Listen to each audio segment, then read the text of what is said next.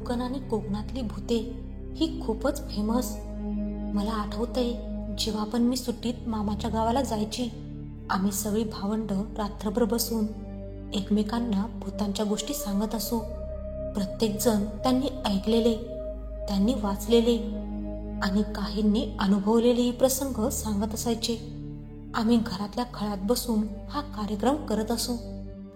त्यातच आमच्या गोष्टी ऐकून आजोबा, आजी तसेच शेजारच्या घरातलं कोणी त्यावेळा तिथे बसलेलं असेल तर तो व्यक्तीही त्याचे अनुभव सांगत असे. मग गोष्टी खूपच रंगायच्या आणि ऐकताना अजूनच मजा यायची. असंच एक दिवस आजीने आम्हाला सांगितलेली एक गोष्ट. माझे आजोबा त्या काळी कामानिमित्त मुंबईत असायचे. तेव्हा आमचं गावचं घर खूप मोठं होतं, शाळेचे वर्ग भरतील एवढं. पण घरात मात्र तेव्हा आजी, पप्पा आणि काकाच राहायचे. पप्पा आणि काका खूप लहान होते. तेव्हा शेजारची एक मुलगी आजीसोबत रात्री झोपायला येत असे. तेव्हा घड्याळही नव्हते, त्यामुळे नक्की किती वाजले हे कळणं कठीण असे. तेव्हा आमच्या घराच्या पाठल्या दाराला एक आंब्याचे झाड होते. खूप आंबे त्या झाडाला यायचे आणि ते खूप गोडही असायचे. त्यामुळे वाडीतल्या सगळ्यांचीच नजर त्या झाडाकडे असायची. पण आजी उठेपर्यंत खाली पडलेले आंबे कोण ना कोण घेऊन जात असे. मग तिला खायला मिळायचेच नाही. म्हणून एकदा तिने पहाटेच उठून आंबे गोळा करून आणायचे असे ठरवले. ती तशी लवकर उठली आणि खिडकीतून बाहेर बघितलं तर तिला उजाडले असं वाटलं.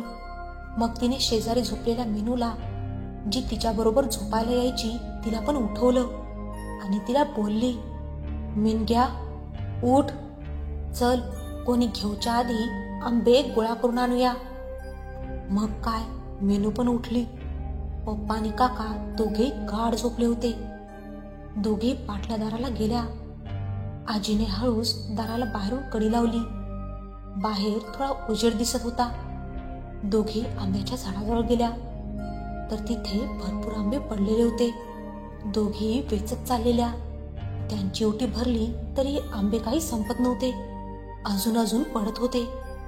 इतक्यातच आजीला काठीचा आवाज आला आणि जणू काही त्यावर कोणीतरी घुंगरू बांधले असतील, अगदी तसा.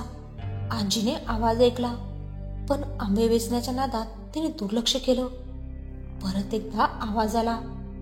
आता मात्र आजी सावध झाली, कारण आंबे सुद्धा जास्तच पडत होते. तिने मीनू घाबरेल म्हणून, मिनम्या चल, माप झाले आंबे, असे बोलून पाठल्या दाराची कडी काढली आणि दोघी आत आल्या. तसा तो घुंगरांचा आवाज हळूहळू कमी होत गेला. आजीने आंबे टोपलीत टाकले आणि हातपाय धुवून अंथरुणात झोपली आणि मीनूलाही म्हणाली, मिनग्या, मेला उजाडला नाव अजून.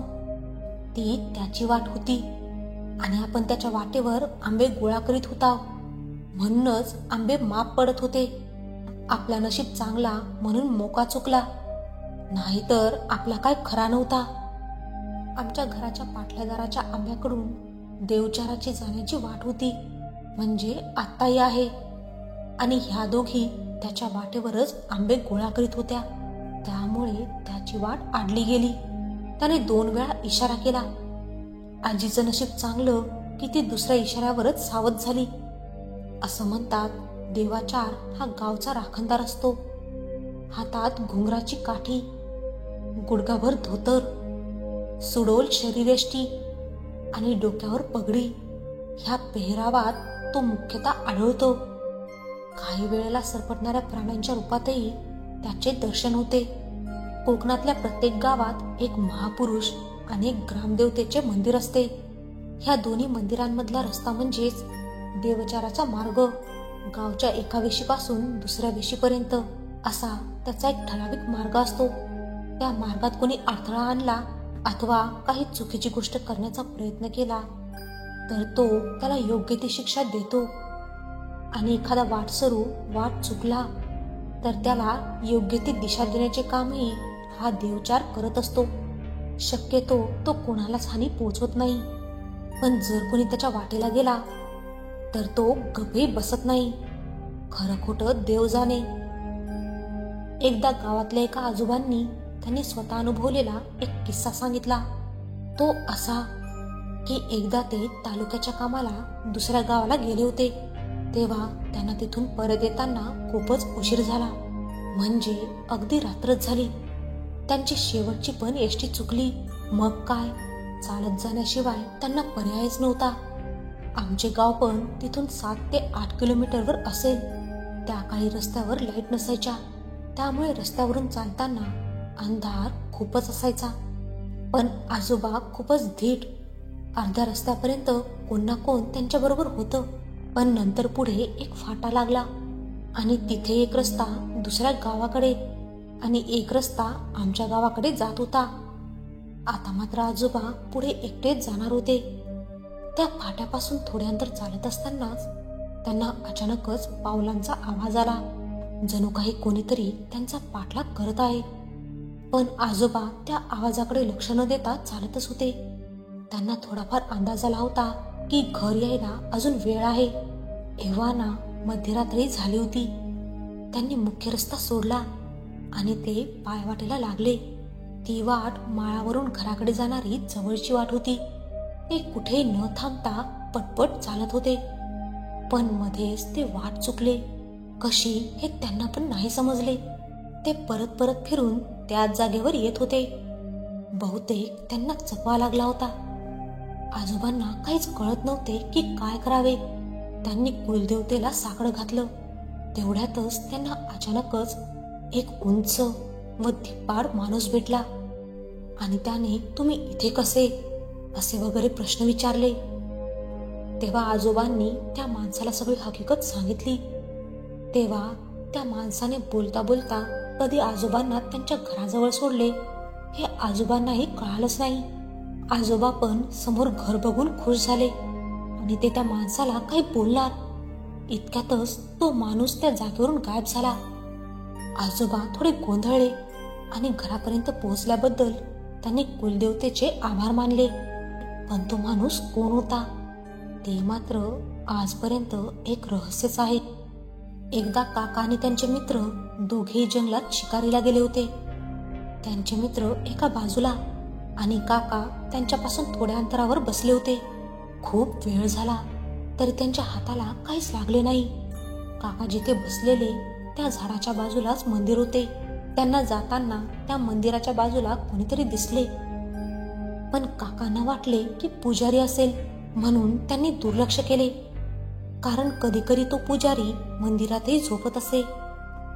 काका निराश होऊन जात असताना त्यांचा कोणीतरी पाठलाग करत आहे असेच त्यांना जाणवले. व काही वेळाने तो माणूस उंचीने मोठा मोठा होत आहे असा त्यांना भास झाला. तरी काका न थांबता चालतच राहिले. थोडे अंतर चालल्यावर तो माणूस अचानकच थांबला आणि काकांना म्हणाला, इथे इतक्या रात्री परत कधी फिरकू नकोस. आणि तो माणूस गायब झाला. त्याने काकांना काही केले नाही. पण कदाचित काका जिथे बसलेले ती त्याची जागा असेल आणि कदाचित त्याची ठराविक वेळही असू शकते आणि काका तिथे त्याच्या त्या वेळेला त्याच्या जागेवरच होते. त्याला ते आवडले नसेल आणि म्हणूनच त्याने काकांना घाबरवण्याचाही प्रयत्न केला होता. पण काका घाबरले नाही. ते चालतच राहिले. त्याची हद्द पण काही अंतरापर्यंतच होती व जसे काका त्याच्या हद्दीच्या बाहेर गेले तशी त्याने काकांना समज दिली असे काका म्हणाले होते. देव जाणो तो रहस्यमय माणूस कोण होता. पण त्याच गावात तो रहस्यमय उंच माणूस परत एकदा दिसलेला. म्हणजे झालं असं की त्या गावात डोंगरावर एक तळं आहे. छोट्या छोट्या झऱ्यांमुळे ते नेहमी भरलेलं असतं. असंच एकदा गावातील 3-4 मुलं तिथे संध्याकाळी आंघोळीला गेली होती. ती अंधार पडायच्या आत घरी सुद्धा आली होती. पण घरी आल्यावर एकाला आठवले की तो त्याचे घड्याळ तिथेच विसरला. तोपर्यंत रात्र झाली होती. मग काय, सगळेच जण निघाले. त्यापैकी एकाच्या जवळ रिक्षा होती. त्या रिक्षातून परत त्या जागी निघाले. रिक्षात सगळ्यांची मस्ती चाललेली. पण अचानकच अर्ध्या रस्त्यात आल्यावर त्यांना त्यांच्या रिक्षासमोरून एक उंच माणूस गेल्याचा भास झाला आणि काही कळायच्या आतच तो गायब झाला. जो रिक्षा चालवत होता त्याने त्याला स्पष्ट बघितले. पण काही न बोलता तो रिक्षा चालवत राहिला.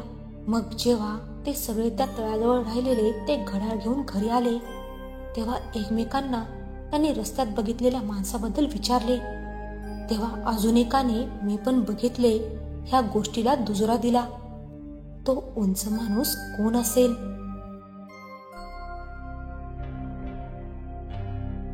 सायंकाळची वेळ होती. सूर्याचा कल मावतीकडे अधिक कलला होता. कॉलेजमध्ये मेट कॅफेच्या बाकावर बसून चैतन्य आणि ओंकार चहाचा घोट घेत कुठेतरी जवळपास फिरण्याचा बेत आखत होते. चैतन्य जाधव हा डिप्लोमाचा विद्यार्थी होता. मूळचा नगर जिल्ह्यातील राजूर गावचा आणि ओंकार अभियांत्रिकीच्या शेवटच्या वर्षाला शिकत होता. तो नगरचा होता. चैतन्याने मंचरमध्ये राहत असणाऱ्या श्रीकांतला फोन करून बोलावून घेतलं. त्यांचं ते बोलणं शेजारच्या बाकावर बसलेल्या त्या मैत्रिणी ऐकत होत्या. तसा त्यांचा पण विषय सुरू झाला. प्रांजल बोलू लागली, ऐक ना, आपण पण जायचे का त्यांच्यासोबत फिरायला? तसं जान्हवी बोलू लागली, अगं जाऊ ग, पण आपण जाणार कसं? ते त्यांच्या मोटरसायकलवर बसून जातील, आपलं कसं? जान्हवीने केलेला प्रश्न अगदी योग्य होता. आपण जाणार कसे? तेवढ्यातच अश्विनी वरुणाला बोलू लागली, अगं वरुणा, तो ओंकार तुझा चांगला मित्र आहे ना, त्याला एकदा विचारून बघते का? हो, त्यांची चर्चा झाली की विचारते. प्रांजल साबळे, जान्हवी थोरात, अश्विनी काळे आणि वरुणा भालेराव ह्या सर्वजणी एकाच गावातील होत्या. लहानपणापासूनच एकत्र शिकलेल्या आणि एकत्र वाढलेल्या. ते अभियांत्रिकीच्या 3ऱ्या वर्षाला शिकत होते. पुढील काही क्षणात श्रीकांत तिथे येऊन पोहोचला. काय रे, काय झालं? एवढ्या घाईघाईत का बोलावलं मला? कोणता डोंगर कोसळला आहे? श्रीकांत रागारागात बोलत होता. राग येणं साहजिकच होतं, कारण हातातील काम सोडून तो आला होता. फोनवर त्याला सांगितलं होतं की लवकरात लवकर इथे ये, मॅटर झाला आहे, खूप मारामारी झाली आहे, लवकर ये, असं बोलून फोन कट केला होता. म्हणून श्रीकांत हातातील काम सोडून जमेल तेवढ्या वेगाने तिथे आला होता. मैत्री निभवताना पुढचं मागचं काही पाहायचं नसतं, हा एक नियतीने ठरवून दिलेला अलिखित नियम आहे. पण तिथे पोहोचल्यावर तिथे तसं काही घडलं नव्हतं. तो त्या दोघांना शिव्या देत त्यांना विचारू लागला, का बोलावलंय मला इथे? तसा चैतन्य बोलू लागला, अरे श्रीकांत, आपल्याला ट्रेकचं नियोजन करायचं आहे, तू विशालला लवकरात लवकर बोलावून घे. विशाल सिव्हिल इंजिनियर असून तो सरकारी कंत्राटदार होता, त्यामुळे तो नेहमी कामानिमित्त बाहेरगावी असायचा. त्याला भेटणं अवघड होतं आणि श्रीकांत हा विशालचा खूप जवळचा मित्र होता. श्रीकांतचा मंचरमध्ये व्यवसाय होता. दोघांची मैत्री खूप घनिष्ठ होती.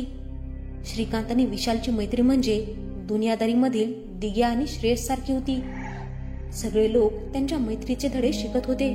त्यांच्या मैत्रीला कमीत कमी 10 वर्षांचा कालावधी होऊन गेला होता.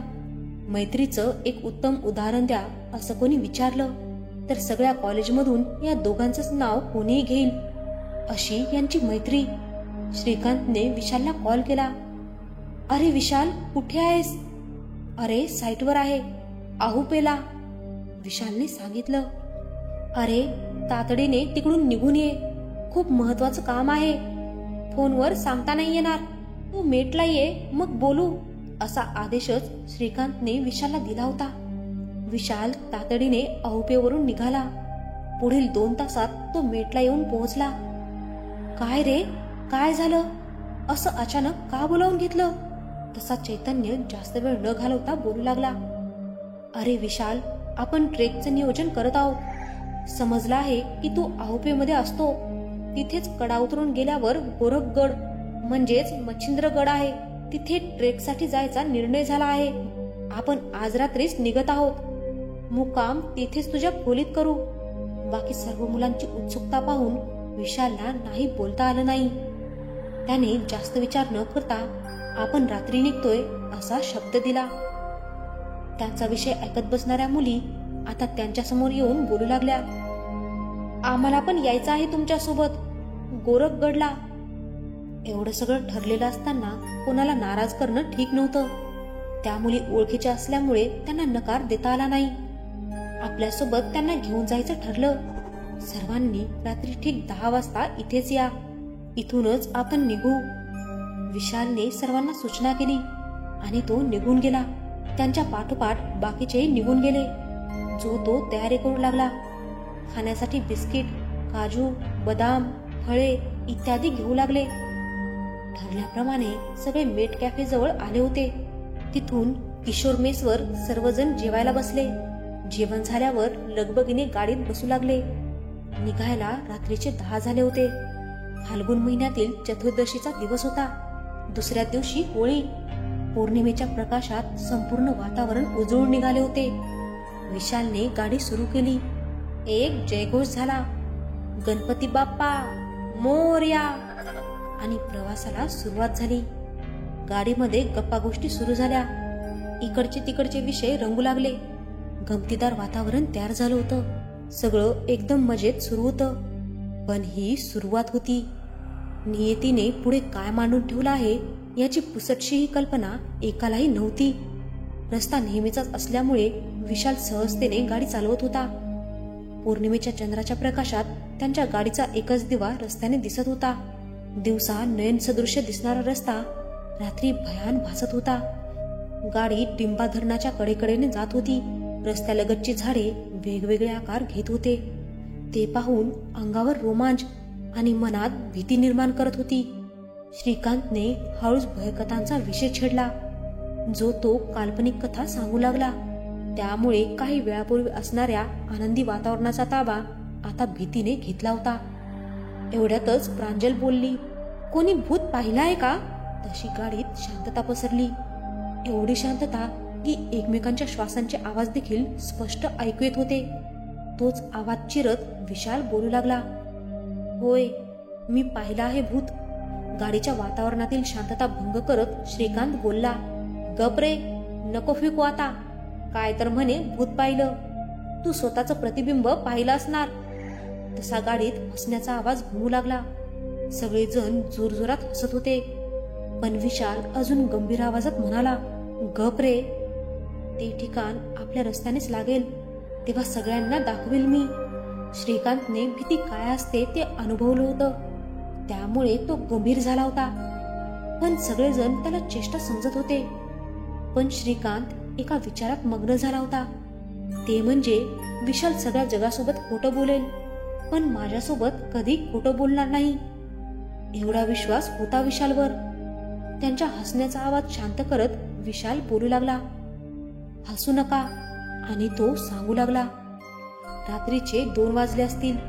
मी याच रस्त्याने जात होतो. पुढे गेल्यावर डोन हे गाव आहे. त्या गावाच्या थोडस मागे एक आंब्याचं झाड आहे. तिथून जात असताना माझ्या असं लक्षात आलं की आजूबाजूची सगळी झाडं शांत होती, पण त्या आंब्याच्या झाडाची हालचाल होत होती. काहीतरी अमानवीय विषय तिथं होता. त्या झाडाच्या बुंद्याजवळ काहीतरी हालचाल मला जाणवली. तिथं एकटक पाहिल्यावर असं लक्षात आलं की एक ससासारखा दिसणारा प्राणी तिथून बाहेर आला. पण त्याचं रूप हे हरणासारखं होतं. पण तो धावत नव्हता, तर तो चालत होता. त्याच्याकडे मी एकटक पाहत होतो. भानावर येत मी गाडी चालवू लागलो. त्याच्या शेजारून जेव्हा मी माझी गाडी नेली तेव्हा त्याचं रूपांतर एका भयान बाईमध्ये झालं. ते मी पाहिलं. तसं मी गाडीचा वेग वाढवत तिथून वेगात निघू लागलो. ती बाई देखील माझ्याच वेगात माझ्यासोबत धावत होती. तिचा तो वेग पाहून मला आश्चर्य वाटलं. एवढ्या वेगाने कोणी सामान्य स्त्री नाही धावू शकत. मग ही कशी धावत आहे? संपूर्ण अंग घामाने चिंब भिजलं होतं. मी गाडी पळवत थेट खोलीत जाऊन झोपलो. खरी भीती काय असते ते मला तेव्हा समजलं होतं. अरे, पण असं काही नसतं रे, श्रीकांत म्हणाला. पण तिथे त्या वेळेला काय परिस्थिती होती ते विशाललाच माहिती होतं, कारण त्याने ते स्वतःच अनुभवलं होतं. आता काहीच अंतरावर ते आंब्याचं झाड होतं. बघता बघता सगळे त्या ठिकाणी येऊन पोहोचले. विशालने गाडीचा वेग कमी करत ते झाड सर्वांना दाखवलं आणि गाडी थोडी पुढे घेऊन कडेला लावली. आजही ते झाड भयान वाटत होतं. रात्रीची भयान शांतता चिरत रातकिड्यांची किरकिर ऐकू येत होती. दूरवर कुठून तरी कोल्हेकोळी झाली आणि वातावरणात भीतीचं वातावरण तयार झालं. पुन्हा एकदा विशालची नजर त्याच आंब्याच्या झाडावर गेली. आजही ती पाने हलताना दिसत होती. पण आश्चर्य या गोष्टीचं होतं की बाकी कोणत्याच झाडाची हालचाल होत नव्हती. त्याने ते सर्वांना दाखवलं तेव्हा सर्वांना दात खिळीत बसली. पुढच्या क्षणी त्या झाडाच्या मागून एक मानवी आकृती डोकावत असताना त्यांना दिसली. ती आकृती त्यांच्याकडेच पाहत होती. हळूहळू ती आकृती बाहेर येऊ लागली. अत्यंत सुंदर अशी स्त्री त्यांच्या समोर उभी होती. तिच्या चेहऱ्यावरून नजर बाजूला जात नव्हती. एवढी मोहक होती ती. गोल चेहरा, लांबलचक नाकाचा शेंडा, कपाळावर टिकली, डोळ्यात काजळ, ओठांवर लाली, केस मोकळे सोडलेले. एक सुंदर स्त्री त्यांना भुरळ पाडत होती. पण सगळे भानावर येत इकडे तिकडे पाहू लागले. पण समोर कोणीच नव्हतं. हा भास तर मुळीच नव्हता. सगळ्यांनीच त्या स्त्रीला पाहिलं होतं. पुढे काही न बोलता ते गाडीमध्ये बसू लागले. आज सर्वांनी भीती पाहिली होती. गाडी सुरू करून विशाल वेगाने गाडी चालवू लागला. त्याची नजर आरशातून मागे गेली तर तो घाबरून गेला. कारण मागे तीच स्त्री होती. पण आता ती विद्रूप दिसत होती.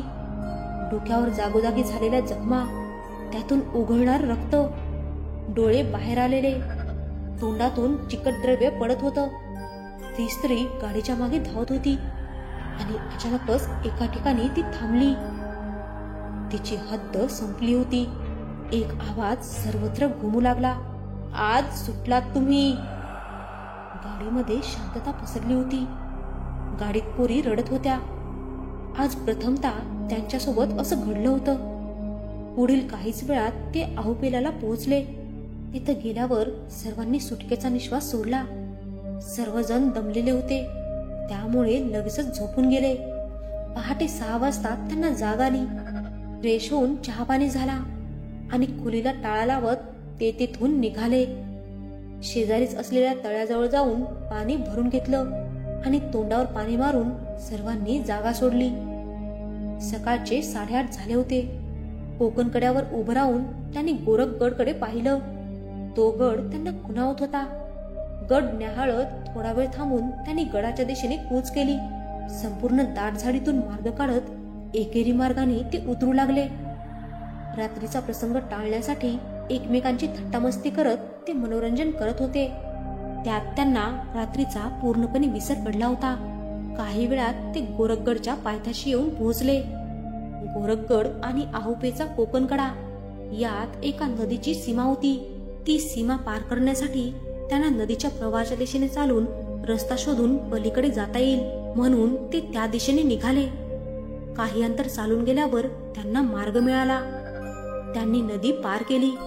नदी पार करत असताना श्रीकांत एका दगडावरून सरकून पडला.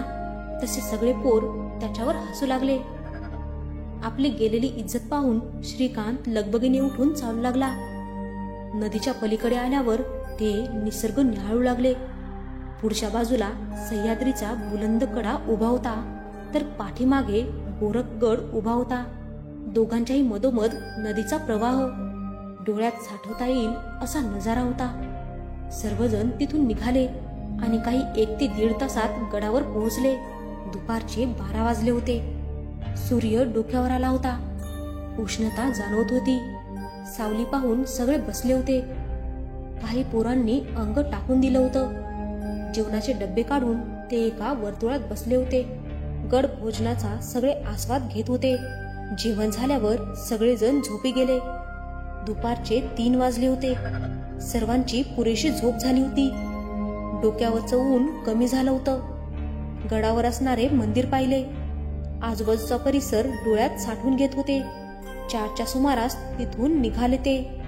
उतरत असताना वाटेत एक मठ होता. तिथं थांबून पाणी भरून घेतलं. उशीर झाल्यामुळे पावले वेगात पडत होती. एवढ्या वेगात चालत होते की त्यांना आपण पुढे निघून गेलो आहोत याचं भान देखील राहिलं नव्हतं. तेव्हा विशाल आणि चैतन्याच्या लक्षात आलं की आपण भरपूर पुढे निघून आलो आहोत.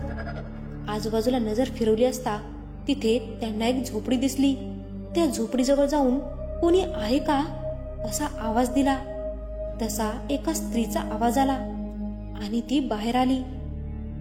आहो मावशी, आम्ही आहुपेवरून आलो आहोत. पण माघारी जाताना रस्त्याची चुकामुक झालीये आणि रस्ता चुकलोय. चैतन्य बोलला, हे बघा, या इथनं बांधाबांधांनी सरळ जावा. पुढे गेल्यावर एक तळ लागतंय. त्या तळ्यापासून खालच्या अंगाला गेलं की सरळ सरळ जावा. तिथं मोठं चिंचेचं झाड लागतंय. तिथं वरच्या अंगाला गेलं की समोर पाटी लावली हाय. त्या पाटीपासनं रस्ता हाय जायचा. खूप खूप आभार मावशी, चैतन्य म्हणाला. आणि त्यांनी सांगितल्याप्रमाणे ते चालू लागले. पुढे आल्यावर त्यांना तळ लागलं. तिथून डावीकडे वळून ते चालू लागले. थोडंसं पुढे गेल्यावर चिंचेचं झाड होतं. तिथून ते उजवीकडे वळून थेट पाटीपाशी येऊन पोहोचले. ते योग्य ठिकाणी आले होते. जास्त वेळ न घालवता ते कडा चढू लागले. अंधार पडायला सुरुवात झाली. संध्याकाळचे 7 वाजले होते. कुठेही न थांबता आपल्याला कडा चढून जायचं आहे. तेव्हा खूपच दम लागेल. तेव्हा आपण थांबूया. थांबत थांबत गेलो की खूप वेळ लागेल आपल्याला. म्हणून सर्वांच्या एकमताने थांबू एका ठिकाणी. सर्वात पुढे श्रीकांत आणि ओंकार राहील.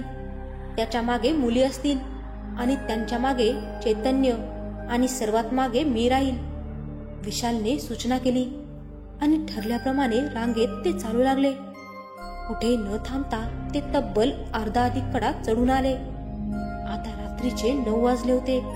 सर्वांच्या पोटात भुकेची आग पडली होती. सर्वांनी थांबायचंच ठरवलं. तसं योग्य ठिकाण पाहून श्रीकांत थांबला. एका दगडावर थोडा वेळ बसले आणि आपल्याजवळ असणारे बिस्किट पुडे काढून खाऊ लागले. पाणी घेऊन ते लगोलग निघाले. तिथून निघाल्यावर विशालच्या असं लक्षात आलं की कोणीतरी आपल्या मागे येत आहे. त्याने ऐकलं होतं की रात्री अपरात्री जर कोणी येण्याचा भास होत असेल अथवा कोणी आवाज देत असेल तर मागे वळून पाहायचं नाही. म्हणून विशाल मागे न पाहता पुढे पुढे चालत होता.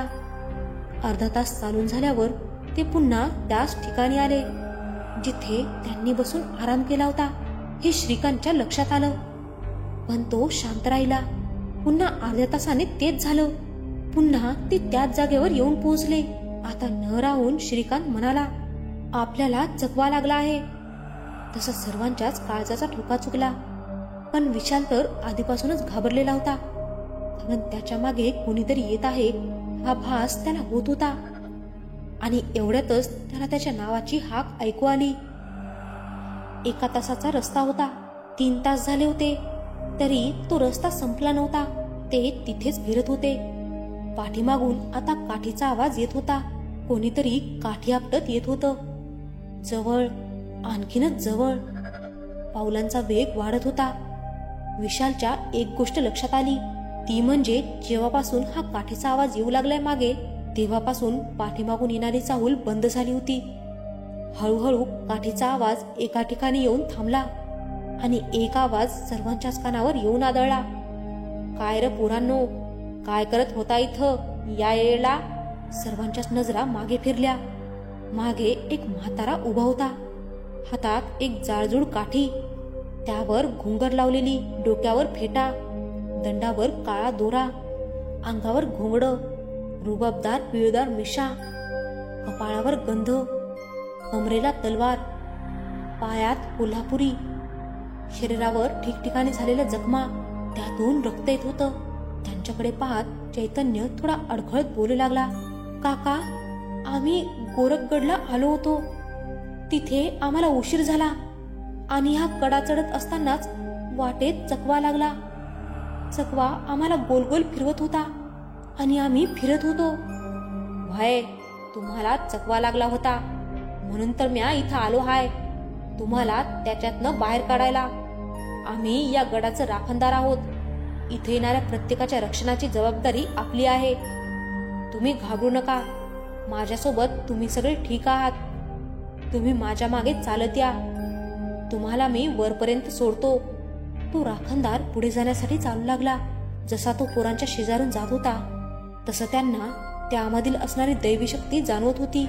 बलदंड शरीरयष्टी, अंगावर घोंगडी, डोक्यावर फेटा, कपाळी कुंकू, असं त्यांचं वर्णन. त्याच्या मागे मागे हे सगळे चालत होते.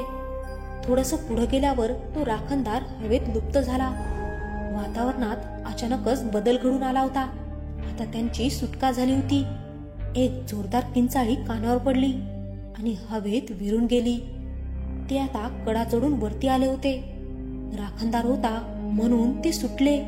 त्यांनी राखणदाराचे आभार मानले. घड्याळात पाहिले असता रात्रीचे 1 वाजले होते. विशालच्या खोलीत पोहोचल्यावर पोरांनी मसाले भात केला होता. जेवण आटोपून झोपी गेले. सकाळी लवकर उठून मंचरला पोहोचले. सगळे सुखरूप आले होते. या घटनेला 3 वर्ष होऊन गेले आहेत. आजही ती घटना प्रत्येकाच्या मनात बसली आहे. ती गोष्ट आठवली की अंगावर शहारे आल्याशिवाय राहत नाही.